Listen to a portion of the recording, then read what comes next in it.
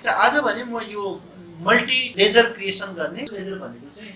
हामी कहिले धेरै लेजर बनाइराख्नु पर्ने ट्याली प्रोग्राम ओपन गरेँ डबल क्लिक गरेँ यो ट्यालीमा नभए क्लिक गरेर इन्टर गरिदिने भनेर भनेको थियो यस यो स्टार्टअप स्क्रिनमा यसमा एजुकेसन मोडमा यसरी माउस पोइन्टरलाई यसरी कर्सरले सार्ने अथवा माउसले क्लिक गर्ने अनि यहाँ पछाडि इन्टर गर्ने कम्पनी बनाउनु पर्यो हामी यसरी अल्ट दबाएर F3 दबाउने कम्पनी इन्फो आउँछ यसमा गए पछाडि यहाँ क्रिएट कम्पनी भनेछ यसमा म एउटा नाम लेखिदिन्छु सोनी COMPANY कम्पनी भनेर यसरी इन्टर गर्दै अनि एड्रेस पोखरा यसरी नेपाल कन्ट्री चुज गरे अन्य कुराहरू बाइ डिफल्ट यसरी इन्टर गर्दै गएर सेभ गर्दै मेरो यहाँ देखाउँदै छ यसमा जोनी सप्लायर सोनी कम्पनी छ अहिले चाहिँ मेरो सोनी कम्पनी सिलेक्टेड छ है अब यसमा मलाई यहाँ लेजर बनाउनु पर्ने छ फर्स्टमा त यो गेट अफ ट्याली स्क्रिनमा आउँछु यसलाई फर्स्ट स्क्रिन भन्छ यहाँ आइसके पछाडि यो अकाउन्ट इन्फो भन्ने देखिराखेको छ सोनीले यहाँ यो क्लिक गरेर इन्टर गर्ने अनि यसमा यसरी आइसके पछाडि यहाँ लेजर लेखेको छ लेजरमा जाने र फेरि यहाँ पनि इन्टर गर्ने अनि साथीहरूले अस्ति सिंगलबाट बनाएको थियो अब त्यही कामलाई मल्टीबाट बनाउन सिक्ने त्यसको लागि फेरि हामीले यहाँ गएर बनाउनु पर्यो यसमा यो मल्टी लेखिरहेको छ यसको तल फेरि क्रिएट लेखिरहेको छ है यसमा आएर यसरी इन्टर गर्ने यस पछाडि यहाँ यो अन्डर ग्रुप लेखेको छ यसलाई चाहिँ फेरि इन्टर गरिदिने एउटै खालको बनाउनु छ भने यहाँ चुज गर्न सक्छ है जस्तो एउटै अन्डर ग्रुप भएको बनाउनु छ भने चाहिँ यहाँ चुज गर्न सक्छ अन्डर ग्रुप नभए अहिले यसलाई यसरी पास गरिदिने अब यहाँ नेम अफ लेजर भनेको छ जस्तो मलाई एडभर्टाइजमेन्ट EXPENSES एक्सपान्सेस AC यसरी लेख्यो त्यस पछाडि इन्टर गर्ने यहाँ अन्डर ग्रुप इन्डिरेक्ट एक्सपान्सेस थियो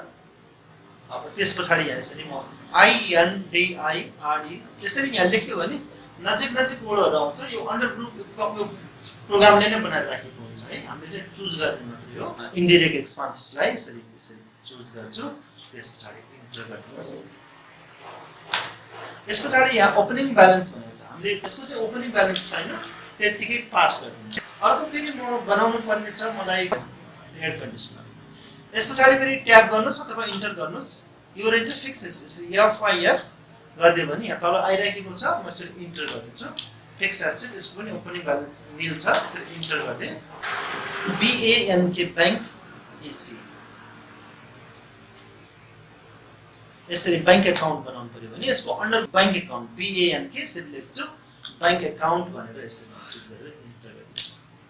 अब यस पछाडि यसरी इन्टर गरिदिनुहोस् अर्कोचोटि नै इन्टर गरिदियो भने यहाँ स्क्रिन एसेट गर भन्छ बस यसरी इन्टर गरिदिनुहोस् मेरो 3 वटा लेजर क्रिएट भयो अब मैले बनाएको लेजरहरू हेर्नुपर्ने भयो भने फेरि यो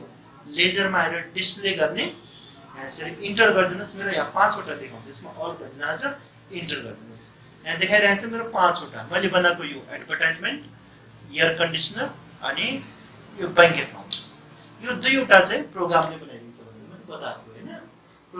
अब अर्को तपाईले कहिले बनाउँदा रङ बनायो जस्तो त्यसमा फेरि अब एडिट गर्नुपर्ने हुन्छ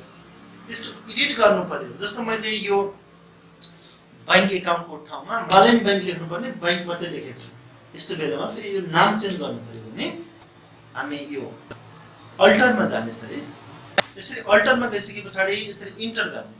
अनि त्यस पछाडि फेरि इन्टर गर्ने अब यहाँ मलाई यो बैंक एकाउन्टको चेन्ज गर्न छ भने यसरी तो यसमा यो आइराख्दाखेरि यही टाइप गर्दै हुन्छ है यसरी म जस्तो म यसलाई हिमालयन BANK बैंक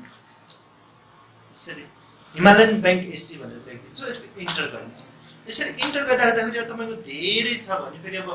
लसम्म इन्टर गर्दै जानुपर्ने हुन्छ त्यस्तो बेलामा चाहिँ सेभ गर्नु पर्यो भने कन्ट्रोल दबाउने अनि ए दबाउने त्यसो गर्दियो भने सेभ हुन्छ है त्यस्तै गरेर हामीलाई कुनै बेला लेजर डिलिसन गर्नु पर्दा फेरि गेटवे अफ ट्याली स्क्रिनमा आउने र यो गेटवे अफ ट्याली स्क्रिनमा आइसके पछाडि एकाउन्ट इन्फोमा जाने यसमा गए पछाडि फेरि यहाँ लेजरमा लेजर डिलिसन गर्नु पर्दा यसमा अल्टर भन्ने दुईवटा अप्सन छ हामीले डिलिसन गर्दा जहिले पनि सिंगल लेजरको यो अल्टरबाट हामी डिलिसन गर्न सक्छौं यसबाट मल्टी लेजर डिलिसनबाट एडिट गर्न सक्छौँ तर यसबाट डिलिट गर्न चाहिँ सक्दैन। सो यसमा अल्टरमा जाने, जस्तो मलाई अहिलेलाई मैले यो हिमालयन ब्याङ्क एकाउन्टलाई डिलिसन गर्न चाहे भने यसमा यसरी म क्लिक गर्छु। यसलाई मेरो जब यो डिस्प्ले हुन्छ त्यससँग अब त्यस पछाडि हामी अल्टसँग डी दबाउनुहोस्। यसमा do you want to delete भनिरहेको छ, यसमा यसलाई क्लिक गर्नुहोस् अथवा इन्टर गरिदिनुहोस्। मेरो अहिले जस्तो यो अकाउन्ट डिलिसन भएको छ। यसरी नचाहेको लेजरलाई हामी डिलिट गर्न पनि सक्छौँ।